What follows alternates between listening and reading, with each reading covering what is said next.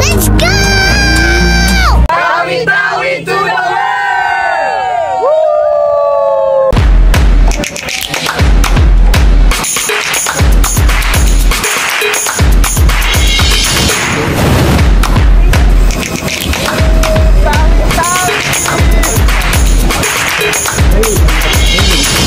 Meron ako na sila. Buti pa sa may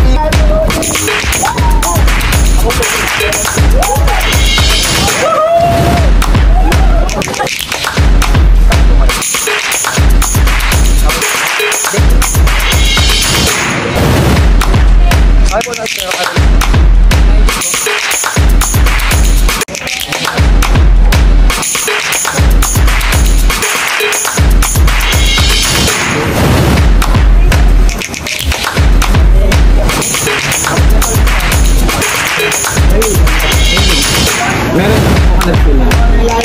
Buti pa sa may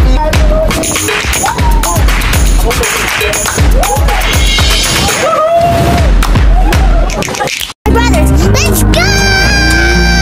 Hello mga kagala, welcome back again to this travel vlog. So for today's video ay nandito ako ngayon sa Zamboanga Airport. 6 AM in the morning guys, dumating ako ng Zamboanga Airport. Inagahan ko na rin pala ang pagpunta dito guys dahil ayokong mahassle yung lakad ko. Hindi rin naman ganun katagal yung pag-aantay ko dahil 7 AM naman yung flight ko. So habang nag-aantay ako dito sa waiting area mga kagala ay biglang nag-brown out. yung lakad nila, lang, pero yung monitor nila, still pa rin. After a minute mga kagala ay nagkaroon din ng ilaw. So pagkatapos ko mag-CR mga kagala ay dumiretso na rin ako sa pila dahil magsi 7 AM na. So sa video ito mga kagala ay pupunta pala ako ng Tawi-Tawi. So sa mga nagtatanong kung bakit nasa Zamboanga Airport ako, inform ko lang kayo guys na wala pong direct flight from Manila to Tawi-Tawi. Hi guys! So saan tayo pupunta? Tawi-Tawi! If ever napupunta kayo ng Tawi-Tawi mga kagala ay kailangan nyo muna mag-connecting flight from Manila to Zamboanga, Zamboanga to Tawi-Tawi.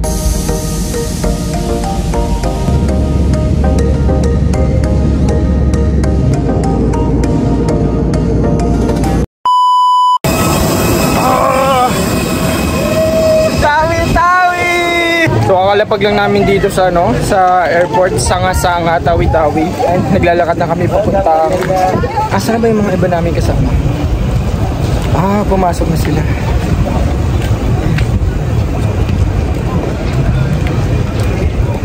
So sa una namin ginawa mga kagala ay nag-register muna kami dito sa tourist registration.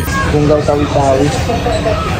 Katatapos lang namin mag-register sa dun sa may nakalagay na welcome to Bungaw, Tawi-Tawi.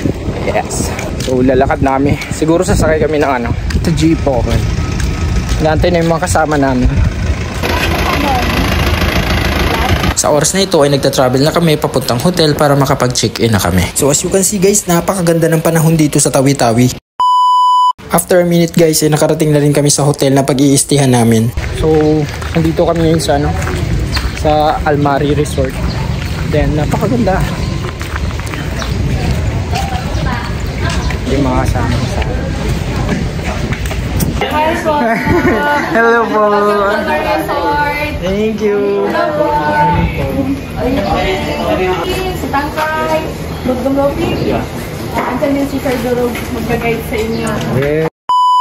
Pagkatapos namin mag-check-in at mag-ayos ng mga gamit ay nag-ikot na agad kami dito sa Bungaw, Tawi-Tawi. So ang una pala namin pupuntahan mga kagala ay ang Balubok Rock Shelter. So nandito kami sa Palaljal Camp. Balubok Rock Shelter. So papasok kami dito. Then ayan, nag-start na mag-discuss yung namin, tour guide about sa area. So ganito siya. May sign dito. And andito yung mga kasama ko sa harapan. Papakita ko sa inyo guys. Yan gawang tao, talagang ganyan na yung pagkaano niya. Ito po yung Balubok Rock Shelter, saka yun po yung Balubok Cave nandun. Bali dalawang atake po yung nandito. Pagkatapos diniscuss ang Balubok Rock Formation sa amin ay bumaba na rin kami. Pagbaba namin ay may nakita akong magandang area kaya nag-video muna ako saglit. Hi guys! So tapos sa amin mag-picture tsaka mag-video dun sa Balubok Cave. Ganda ng sound ng waves. Grabe. Nakaka-refresh. Yung pupunta natin, limestone formation. So guys, meron dito signage. It's Balubok limestone formation. Alright, so pasukin na natin. Parang kuweba din siya. Wow. Maganda. Kuweba talaga siya. Wow. Ganda ah. Nice. Ang ganda. Daming baging. Wow. Ganda. Low tide siya ngayon. Walang water. Low tide siya.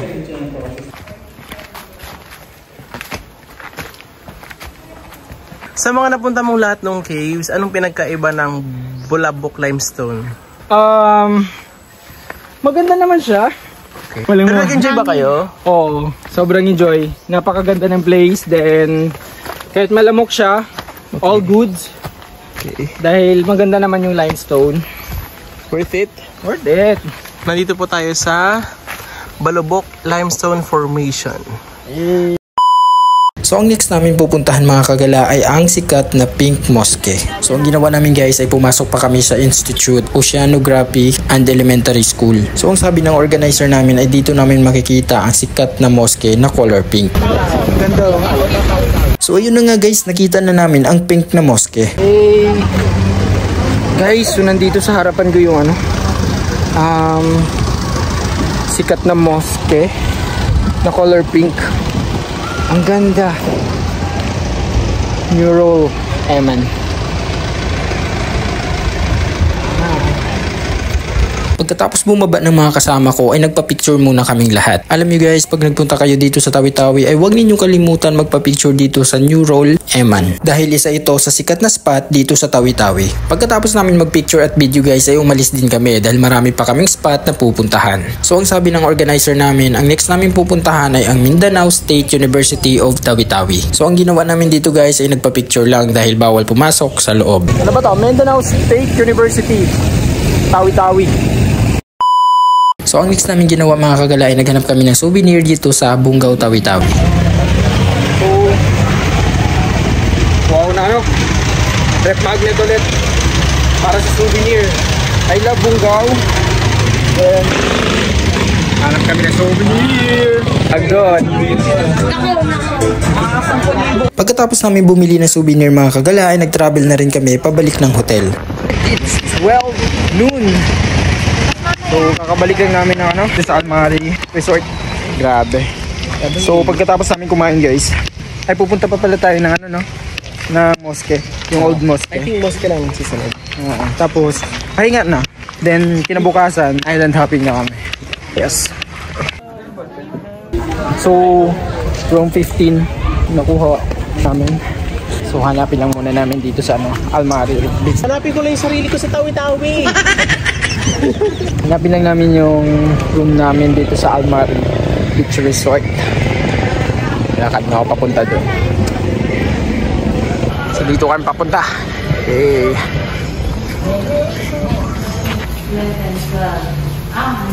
Wow, ganda ng view. Excelente.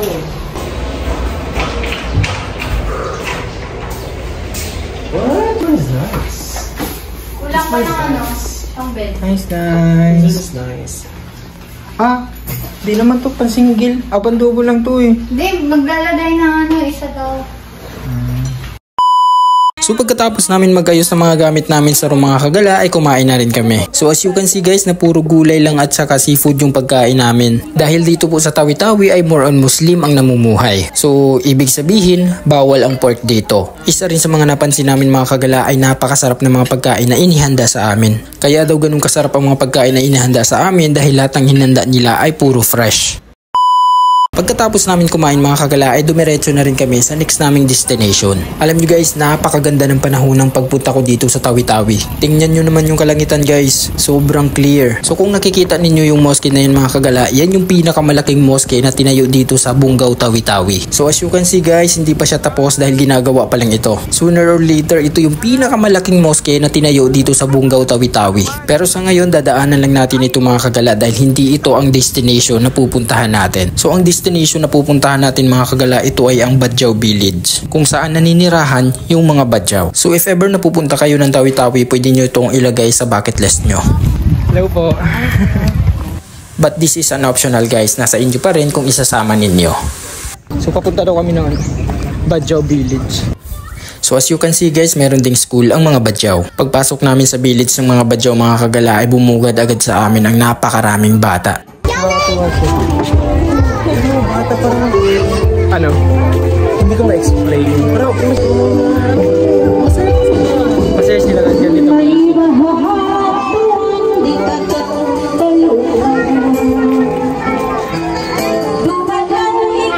So as you can see guys, meron din silang mga sport activities dito like volleyball. So ayan, nakikita nyo naman. So ang tawag dyan is Chinese... Lansa. Lansa. Yung lugar lang po yung pangalan ng Chinese food. Chinese beer. Para siyang Muroami. Yung Muroami na movie.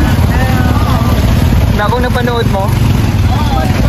Hi guys, so ang next namin destination ay pumunta kami dito sa Chinese port. So dito ninyo makikita yung mga bangka na naglalakihan. Ang tawag nila dito ay lancha. So ito yung ginagamit nilang transportation papuntang Sabah, Malaysia. Ito rin yung bangka na ginagamit nila sa pakikipagkalakalan sa ibang bansa tulad ng Malaysia at Indonesia. So isa rin sa napamangha kami dito mga kagala dahil sobrang daming pawikan or sea turtle. Kaya pala sobrang daming sea turtle dito dahil sobrang pinagbabawal nila ang panghuli sa mga pawikan. Pagkatapos namin sa Chinese port ay nag-travel na kami ulit. So ang next namin pupuntahan mga kagala ito ay ang municipal ng Tawi-Tawi. So sa oras na to mga kagala ay magto 2 PM na. So sa destination na to mga kagala ay mapapamangha kayo. Alam niyo kung bakit? Dahil kapag nasa munisipyo ka na ay makikita mo ang buong tanawin ng Bungaw. Tayo kasi, dude. Sarap! Hi guys! Dito kami sa provincial Provincial Hall of Tawi-Tawi. Alright. Ito, butas ka. Sige. Papapicture kami sa sa malalaking letra ng Tawi-Tawi. Tawi-Tawi to the world!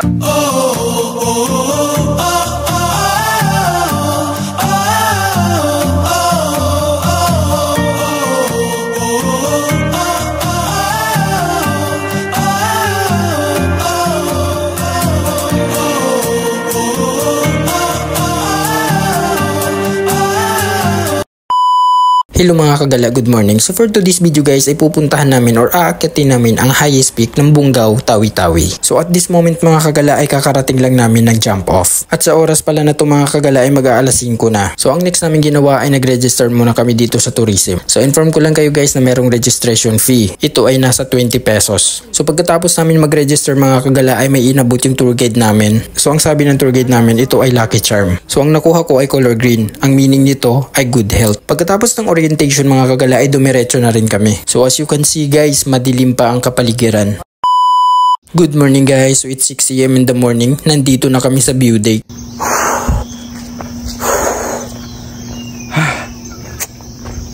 Hey guys, welcome to this travel vlog. So magwa 1 hour na kami nag-trek. Then dito muna kami sa sa view deck kasi para mahabol namin yung yung sunrise na siya. Pakita ko sa inyo guys.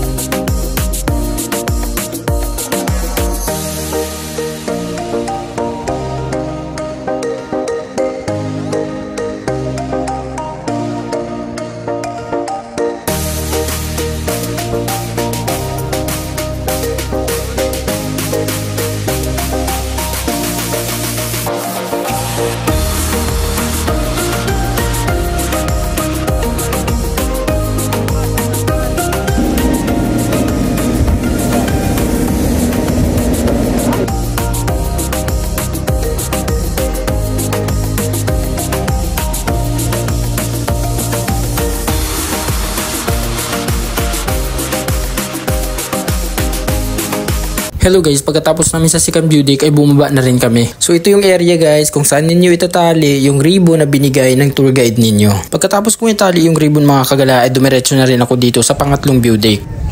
4 na unggoy pero 5. Hi.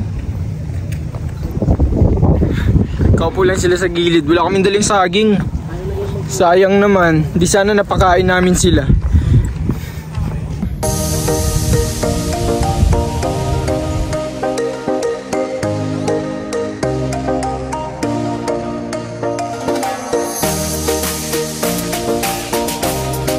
So next, bababa na kami ng jump off. Then magre-rest na lang siguro muna kami kasi meron pa kaming free time. So hanggang dito na lang tayo mga kagala. Maraming salamat sa nanood. See you on my next video. Bye bye!